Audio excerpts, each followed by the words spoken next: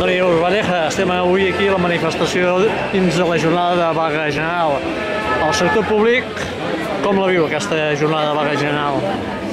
Bé, jo penso que igual que la privada, ja veus les botigues, estan totes tancades.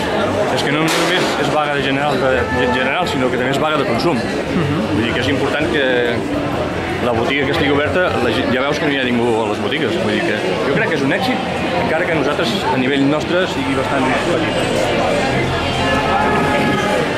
I què cal reivindicar quan s'acabi aquesta jornada de vaga? És un plantejament total del sistema, perquè no pot ser que els rics vagin per lo seu i nosaltres cada vegada escanyats més. Nosaltres no tenim deute. Jo l'únic deute que tinc el tinc amb els meus pares, amb els meus fills, i ja està, no hi ha dret.